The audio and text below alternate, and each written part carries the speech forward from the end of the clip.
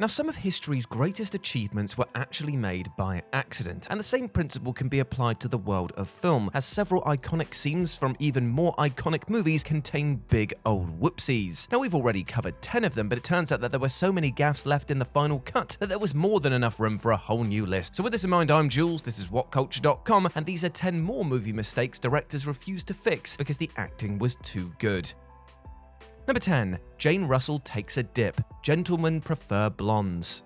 From 1953 comes Gentlemen Prefer Blondes, a movie musical starring Marilyn Monroe and Jane Russell. Now, if you've never heard of it, then you've at least heard of its most famous song, Diamonds Are a Girl's Best Friend. If you haven't, then quite frankly, what are you doing with your life? Whilst Monroe has obviously gone on to achieve megastar status, at the time it was Russell who was the more accomplished actor, and she lived up to her status as an icon when a scene by a swimming pool went horribly and hilariously wrong. The closing sequence for the number Ain't There Anyone Here for Love involved several muscular men in tiny trunks leaping over Russell as she sat by the edge of a pool. Unfortunately for her, one of these hunks was a little too beefy and clipped her in the back of her head with his leg and sent her crashing into the pool. Because Russell was an absolute pro though, she carried on, emerging from the pool to finish the song. The blunder fit her character perfectly and is probably the best bit of the entire scene. Number 9. Ben Stiller forgets a line. Zoolander. Now, Derek Zoolander, the character played by Ben Stiller in the 2001 comedy, is an idiot. That is his whole deal. He's a male model with, according to the movie's poster, 3% body fat and 1% brain activity. And the numbers, they don't lie. Stiller managed to incorporate a moment of real-life ditziness into his performance as well when he forgot a line during filming. During a scene where David Duchovny's character reveals that all male models are actually trained assassins, Zoolander asks, "But why male models?" This, regardless of the fact that he just asked the same question just a few moments earlier. Stiller went totally blank and so said the only line of dialogue that he could remember. Luckily, it fit the character's dumb persona to a T, and everybody on set just went with it. We're not sure what the original follow-up line was meant to be, but we're doubtful that it would have been any better than what we got. Stiller's comic timing is perfect here, which is even more impressive when you consider that his brain was in panic mode whilst he was filming it. Number 8. Idris Elba punches Chris Pine. Star Trek Beyond. Now, here's a tip for you. Maybe don't damage one of the most valuable faces in Hollywood if you can help it. We're looking at you, Idris Elba, in 2016's Star Trek Beyond. The third installment in the so-called Kelvin timeline of Trek, Beyond sees Pine's Captain Kirk and the crew of the Enterprise attempt a rescue mission after receiving a signal from a drifting escape pod. Psych! It was actually a trap set up by the evil Krall, idiots! Krall, Elba's character, eventually gets into a scrap with Kirk during the film's dramatic climax, and things got a lot more dramatic when, whilst filming the scene, Elba accidentally clobbered Pine for real. The errant punch left Pine with a nice little black eye to remember his buddy Idris by. However, because he's a good actor, Pine carried on with the scene despite the fact that he'd just been battered by DCI Luther. Now, fight sequences are tricky to get right. They have to toe the line between being realistic and actually being safe, something Elba failed to do on this one occasion. No hate for the big man though, because he is a legend. Number 7. Tatum versus a mirror. FOXCATCHER. 2014's FOXCATCHER is a drama about wrestling. Now, before you get too excited, this is Olympic wrestling we're talking about. There's no choke slams or chair shots in this film, sorry about that. But that doesn't diminish the drama though, as the story is about the series of events that led to the murder of one US wrestling hopeful, David Schultz, in 1996. Throw in a bunch of testosterone-fueled fighters and you've got a recipe for a very volatile situation. Here, Channing Tatum plays David's brother Mark, a key figure in the story, and clearly the adrenaline of the plot got to the star because he went absolutely ham on a mirror during filming. Tatum had already punched himself in the face several times in a scene where his character was pumping himself up, but took things to the next level when he headbutted a mirror. Then he headbutted it again and again. These full-force attacks not only broke the mirror and the drywall behind it, but also sliced open Tatum's head. It was bloody effective though, so effective in fact that the scene even made it into the movie's trailer. But it does feel weird to praise a man for mutilating himself though. Number 6. Williams' shrimp slip-up. The Birdcage. Deciding to cast Robin Williams as the most serious character in your movie might seem like a pretty strange idea on paper, but it definitely paid off in the 1996 comedy The Birdcage. The Birdcage is about a gay man, played by Williams, who pretends to be straight in order to impress the ultra-conservative parents of his prospective daughter-in-law. The only problem is that he owns a drag club in San Francisco. The movie is stuffed with really funny moments, one of which was actually completely unintentional. As the meeting between the two families slowly falls apart, Williams' character is horrified to learn understand that the big meal that he had planned has gone awry. He scolds his housekeeper Agador for messing up, as well as his son Val for failing to stay calm. But in the middle of his tirade, William slipped on the floor by mistake, but got right back up and carried on. This fall fit in perfectly with the chaos of the scene and serves to punctuate the tension with a bit of light comedy. The fact that you can tell the other actors are trying really hard not to corpse makes the whole thing even better. Number 5. Kevin Nash gets stabbed. The Punisher.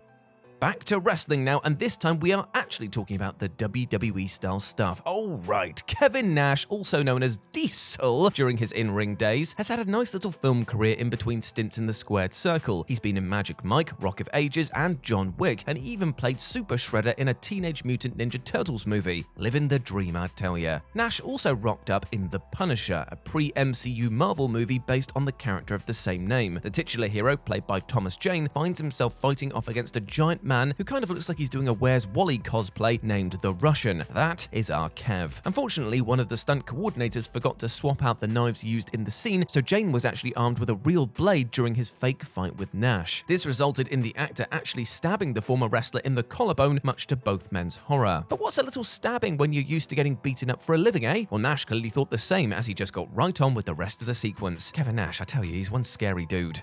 Number 4. Gymnastics gone wrong. Blade Runner.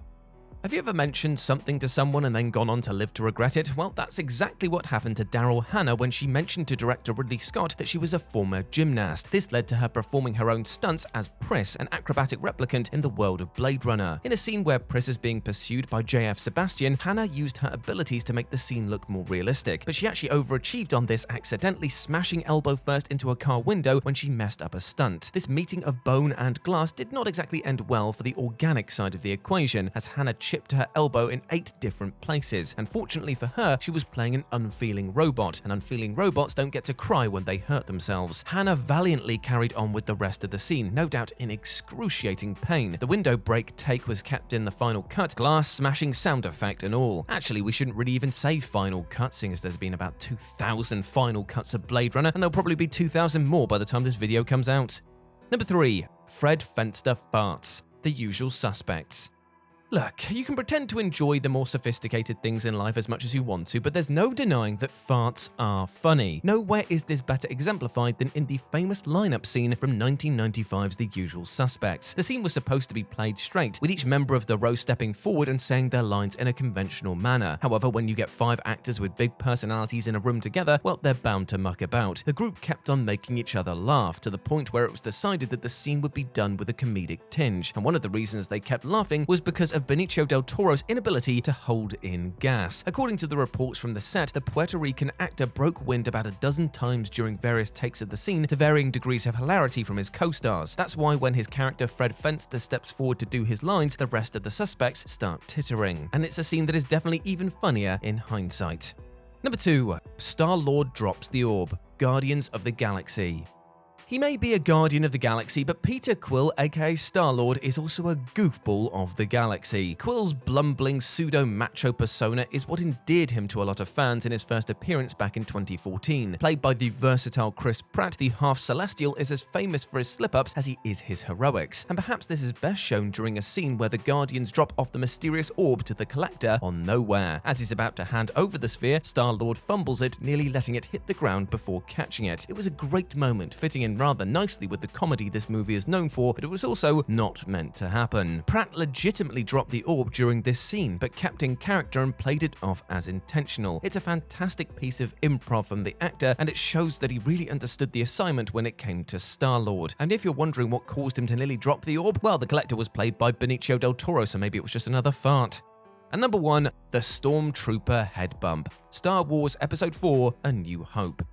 An extra in a big white helmet misjudged the height of a door and banged his head on it whilst walking forward. That is it. That's the goof, and yet this moment has lived on in cinema history since the late 1970s. In the original Star Wars movie, a group of stormtroopers are searching for Luke Skywalker's party of infiltrators aboard the Death Star. The door opens vertically, the troopers walk in, and the iconic head bump takes place. At the time, fans probably thought nothing of it. They probably didn't even notice because the actor playing the trooper carried on so brilliantly. But over time, as more and more people people noticed the smack, this moment has gained a life of its own. Unidentified head-bumping Stormtrooper, as he's become known, is a meme-loving Star Wars fan's dream come true. Even George Lucas is a fan, adding in a special bonk sound effect to remastered editions of the movie so that you definitely notice it. Though a few different people have claimed to be the Trooper, his real identity will likely never be known. And this is a crying shame, as we all owe a great debt to this actor and their poor field of vision. And there we go, my friends. Those were 10 more movie mistakes that directors refused to fix because the acting was too good. I hope that you enjoyed that, and please let me know what you thought about it down in the comment section below. As always, I've been Jules. You can go follow me over on Instagram at RetroJ, but the O is a 0, and you can check out all of the Warhammer miniatures that I've been painting in my spare time. But before I go, I just want to say one thing. As we've discovered in this list, even the best of us make mistakes from time to time, and you know what? You shouldn't beat yourself up for mistakes that you've made in the past. Learn from them, try to be a better person, and go out there with love in your hearts to build bridges instead of burning them. Everyone slips up from time to time, my friend, and all that matters is that you do right by yourself and carry on to try and live a healthy and happy life. I want nothing but the best for you, okay? As always, I've been Jules. You have been awesome. Never forget that, and I'll speak to you soon.